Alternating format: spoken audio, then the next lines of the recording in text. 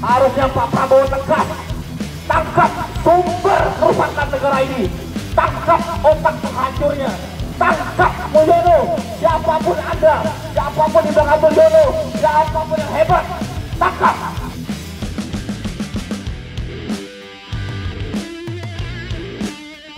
Maka sudah barang tentu kemudian hari ini dugaan kuat keterlibatan menantu mantan Presiden Republik Indonesia Bapak Haji Joko Widodo pada saat itu, kawan-kawan.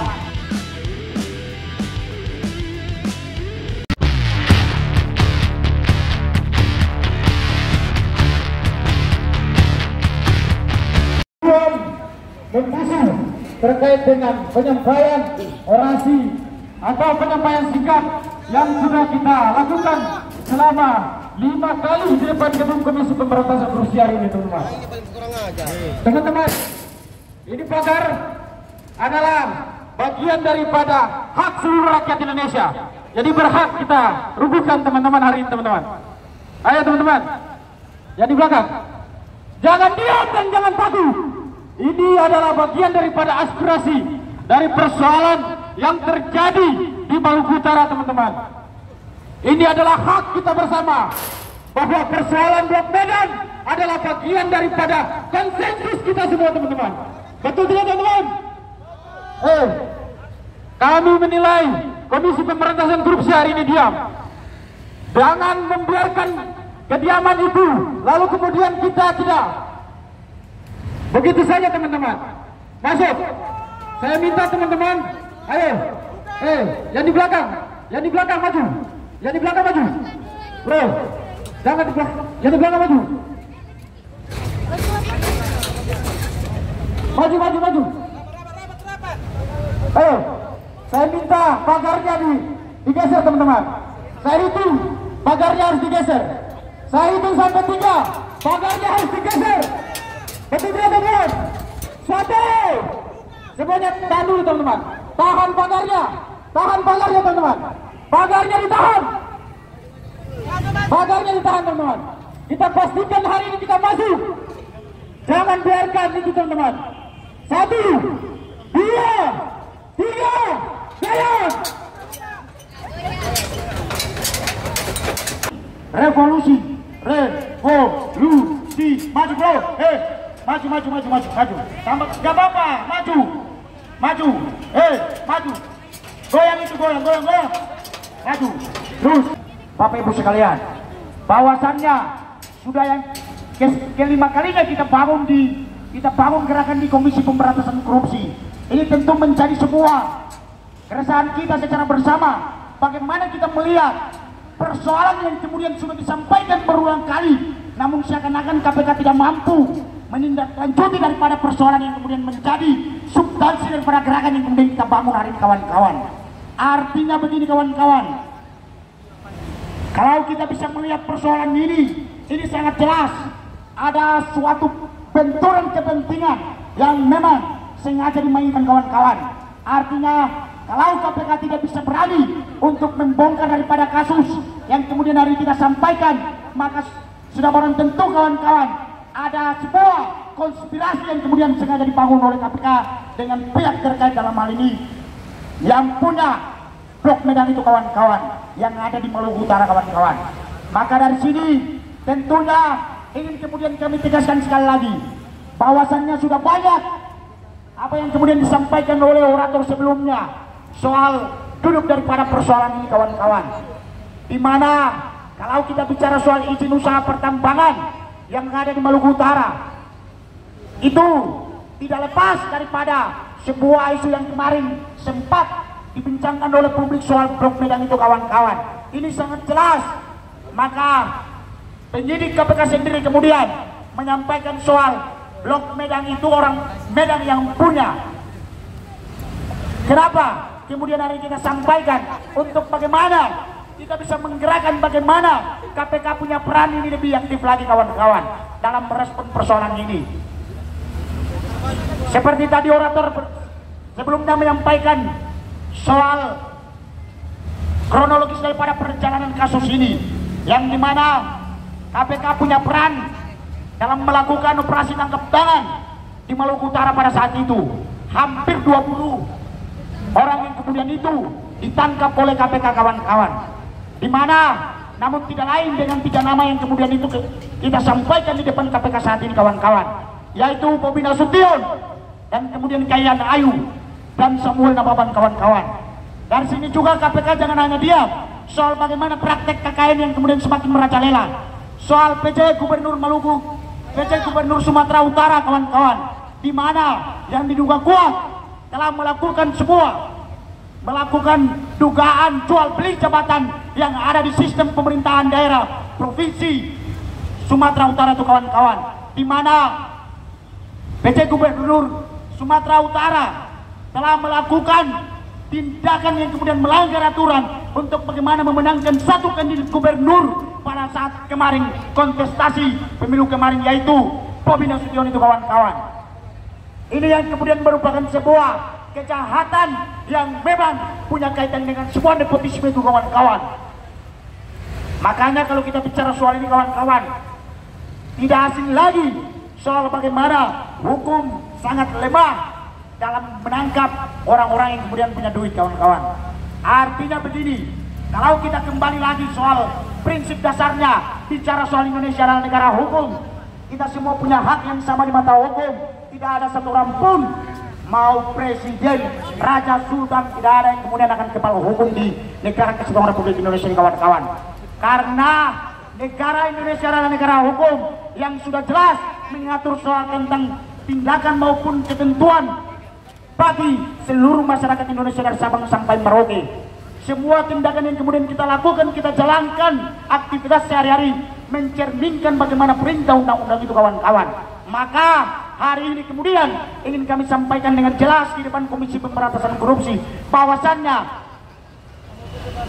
bagaimana kasus yang kemudian itu sudah berulang kali digulirkan oleh KPK. Ini kan menjadi sebuah tanggung jawab KPK, namun tidak menjadi sebuah atensi KPK sejauh ini kawan-kawan. Artinya ini mencederai semua prinsip bernegara hukum kita. Bagaimana sistem penegakan hukum kita yang kemudian lebih ambruk lagi kawan-kawan.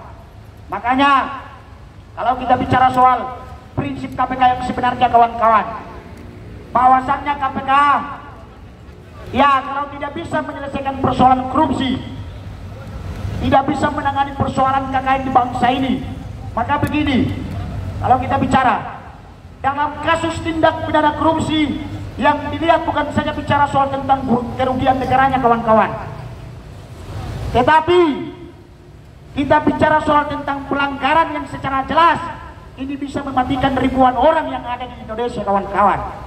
Maka bukan saja bicara soal kerugian negara dari sisi keuangannya tidak, tetapi kita bicara soal bagaimana masa depan anak bangsa kita, cucu-cucu kita, bicara soal generasi kita, bagaimana bicara soal Indonesia ke depannya di 2045 nanti menuju Indonesia emas. Jangan sampai bukan Indonesia emas tapi Indonesia cemas. Ini kan bahaya. Karena kenapa kawan-kawan? Indonesia hampir terpuruk sejak dari pasca kemerdekaan sampai sejauh ini. Cuma satu yang membentengi itu adalah bicara soal praktek kekayaan yang tidak bisa dibumi hanguskan kawan-kawan. Cuman itu kawan-kawan. Kita tidak bisa rubah yang lain kawan-kawan. Cuman satu kalau kita mau rubah, yaitu bagaimana KPK punya peran penting, berani untuk membongkar kasus-kasus KKN di bangsa ini. Lebih khususnya kasus yang kemudian hari kita angkat, ya Blok Medan. Sangat jelas kawan-kawan, kasus ini kawan-kawan, kalau di 2024 kemarin, baru kemarin kita melihat berbagai macam media yang kemudian dipamerkan oleh tokoh-tokoh soal bagaimana berentetan daripada persoalan ini kawan-kawan. Tentu kejahatan yang struktur kawan-kawan bisa mematikan sebuah kebenaran. Artinya apa? Ini kan sebuah kejahatan terstruktur yang bisa melumpuhkan sebuah kebenaran itu kawan-kawan. Makanya saya minta kawan-kawan untuk menyampaikan sebuah kebenaran, saya butuh kerjasama. Kita punya kerja yang itu berstruktur kawan-kawan untuk mematikan sebuah kesalahan yang memang jelas-jelas melanggar daripada aturan kawan-kawan. Maka hari ini kalaupun Blok Medan kemudian tidak bisa diangkat dan dibongkar dengan baik oleh pihak yang berwajib dalam hal ini KPK, maka percaya masyarakat dari Sabang sampai Merauke tidak akan lagi percaya soal bagaimana sejauh mana independensi daripada KPK itu kawan-kawan. Artinya kita paham soal peran KPK sejauh ini. Kita tahu KPK juga punya prestasi baik di tahun-tahun sebelumnya dalam membongkarkan kasus-kasus besar di bangsa ini, kawan-kawan. Ada beberapa kasus besar yang kemudian itu dibongkar habis oleh KPK. Ini prestasi baik yang KPK tunjukkan kepada publik dan semua masyarakat Indonesia.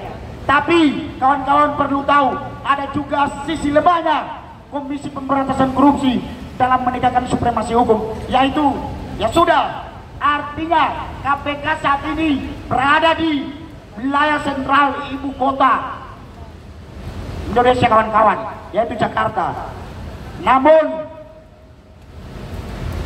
kasus-kasus yang menjadi perhatian KPK jangan hanya bicara soal Jakarta, jangan hanya bicara soal Pulau Jawa, tetapi bagaimana kasus-kasus korupsi yang kemudian terjadi di Indonesia bagian timur, Sumatera Utara, Maluku Utara, dan lain sebagainya. Masih banyak, belum lagi tingkat desa. Ini kan yang merupakan sebuah ketidakpastian prinsip dalam menegakkan supremasi hukum oleh Komisi Pemberantasan Korupsi, kawan-kawan. Maka yang kemudian kami bawa hari ini, poinnya adalah pertama, KPK segera mengusut tuntas soal kasus Blok Medan, kawan-kawan. Panggil nama-nama yang secara jelas disampaikan oleh saksi di dalam fakta persidangan. Ada beberapa nama yang kemudian disebutkan. Dan juga periksa PJ Gubernur Sumatera Utara yang secara jelas ada upaya nepotisme yang kemudian dijalankan di sistem pemerintahan Provinsi Sumatera Utara itu. Ada melakukan upaya jual beli jabatan untuk bagaimana memenangkan salah satu kandidat pasangan gubernur di kontestasi pemilu kemarin, kawan-kawan. Ini merupakan sebuah kehancuran bagi sebuah tatanan demokrasi kita, kawan-kawan. Maka hal semacam ini secepatnya kemudian kita butuh kerjasama baik oleh aparat penegakan hukum, kawan-kawan. Jadi kita di sini bukan menyalahkan, tetapi ingat, kita juga memberikan support besar kepada kepolisian dan juga KPK. Artinya apa? Kita sama-sama punya tanggung jawab dalam menyampaikan satu persoalan hukum yang kalaupun itu tidak mampu diselesaikan dengan baik, maka kita orang pertama yang kemudian hadir untuk bagaimana menerapkan sebuah kisi-kisi untuk melanjutkan upaya ketindaklanjutan daripada proses hukum itu, kawan-kawan. Baik, saya kembalikan kepada koordinator lapangan. Baik, assalamualaikum warahmatullahi wabarakatuh. Yang pertama yang mau kami sampaikan, kami kelima kalinya datang ke tempat ini. Kami bersama teman-teman aliansi Sumatera Utara dan Maluku Utara kelima kalinya menyampaikan aspirasi di depan gedung KPK ini. Dan hari ini juga kita bersama-sama dengan teman-teman pembela demokrasi Indonesia yang tahun kemarin di bulan Oktober itu melaporkan masalah Blok Medan kepada KPK, dan sampai hari ini belum ada tindak lanjutnya. Hari ini mau kami sampaikan adalah bahwa KPK hari ini telah mengecewakan masyarakat, mengecewakan kita semua, anak muda, masyarakat secara umum, bahwa hari ini KPK menunjukkan bahwa KPK adalah hanya milik penguasa saja. KPK tidak milik masyarakat lagi. KPK hanya dipimpin oleh orang-orang yang secara apa namanya itu? Secara kelembagaan tidak netral lagi. Hari ini kami mau sampaikan bahwa kami merasakan kekecewaan yang begitu mendalam terhadap lembaga yang benar-benar di awal itu dibangun untuk memberantas korupsi. Lembaga yang independen dipercaya oleh masyarakat untuk menyelesaikan persoalan korupsi di tanah air ini. Jadi teman-teman, jelas aksi kita tetap sama. Kita ingin menyelesaikan persoalan Blok Medan, ingin melihat bagaimana kerja KPK terhadap persoalan-persoalan yang ada di Maluku Utara, yaitu IUP, usaha pertambangan, izin tambang yang ada di Maluku Utara yang melibatkan oleh keluarga mantan presiden atau Presiden Republik Indonesia yang ke-7, yaitu Bobi Nasution. Maka dari itu berulang-ulang kami sampaikan kepada KPK agar segera memanggil Bobi Nasution, Kahiyang Ayu, dan kemudian operator yang kami yakini, yang kami duga punya peranan penting, yaitu Samuel Nababan. Maka dari itu berulang-ulang kami sampaikan dan akan berulang-ulang juga datang ke gedung KPK ini sampai pada persoalan ini benar-benar selesai oleh KPK. Kemudian kami juga minta maaf kepada pihak kepolisian atas ketidaknyamanannya. Tapi yang pasti kehadiran kami bukan hanyalah persoalan keadilan, menuntut keadilan bagi seluruh rakyat Indonesia. Jangan sampai negara ini hanya bisa dikuasai oleh para oligarki, penguasa-penguasa yang tidak bertanggung jawab terhadap bangsa ini, yang hanya ingin membubarkan negara ini, yang hanya ingin negara ini bubar. Kami tidak mau. Kami mencintai tanah air ini, bahkan kami mencintai KPK. Maka dari itu kami minta kepada KPK untuk bekerja secara profesional. Kalau memang KPK tidak lagi mampu bekerja secara profesional, kami minta sekali lagi, kalau tidak mampu, bagus, ini lembaga dibubarkan saja. Penanganan hukum diberikan ke Kejaksaan Agung sana. Ngapain ada KPK? Kalau pada akhirnya KPK tidak punya nyali untuk menyelesaikan persoalan-persoalan yang ada di tanah air ini, termasuk atau terkhusus masalah Blok Medan ini. Mungkin itu orasi politik dari saya, dari Aliansi Pemuda Sumatera Utara. Maka kami undang dari abang kami, senior kami, dari Pembela Demokrasi Indonesia. Kami panggil dengan hormat Pak Ustadz Reja untuk menyampaikan orasi politiknya di hadapan gedung KPK.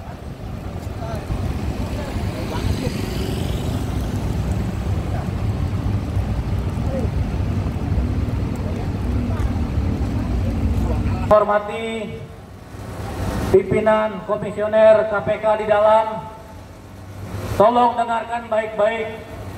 Ini sudah kelima kalinya teman-teman datang. Teman-teman ini datang karena cinta dengan tanah airnya. Teman-teman di Maluku, teman-teman di Medan yang tidak tahu menahu karena segelintir oknum yang merugikan rakyat. Mereka adalah korban. KPK, sekali lagi tolong tunjukkan taringmu, tolong tunjukkan gigimu. KPK dibiayai rakyat begitu besar. Jangan hanya menumbalkan satu orang. KPK selama ini kalau sudah menangkap satu orang sudah merasa hebat. Tangkap juga aktor intelektual, tangkap yang membackup, tangkap semuanya. Setuju? Buat apa dibikin penjara KPK luas? Kita cek, bapak-bapak polisi, bapak-bapak adalah rakyat. Jika seragam dilepas, bagaimana kalau tanah bapak-bapak polisi diambil dengan semena-mena, tambang di mana-mana, izinnya kong kali kong. Tolong, teman-teman ini bukan jualan tahu bulat, bukan teriak-teriak tidak ada artinya. Mereka rela bolos dari kampus, rela meninggalkan kerjaannya, rela meninggalkan dagangannya demi rakyat. Api ini belum seberapa dibandingkan dengan api-api yang membakar semangat kita yang muak dengan KPK. Bahkan pimpinan KPK jelas-jelas sudah berapa kali disidang, tapi tidak pernah ada tindak lanjutnya. Firly sudah diganti. Kita membawa harapan agar KPK menuntaskan. Ini perintah Presiden Prabowo. Jangan ada tebang pilih. Akan memberantas semua koruptor. Buktikan Prabowo, Anda pemimpin hebat. Anda macan Asia, bukan macan ompong, bukan macan kertas. Tangkap rakyat di belakang Anda, 200 juta lebih rakyat di belakang Prabowo, hanya segelintir di belakang orang-orang ingin menjual bangsa dan negara ini ke pihak-pihak yang lain, pihak-pihak oligarki, pihak-pihak serakah, luar negeri dan lain sebagainya. Betul teman-teman? Ini bukan hanya keresahan adik-adik pemuda-pemuda calon pemimpin dari Maluku.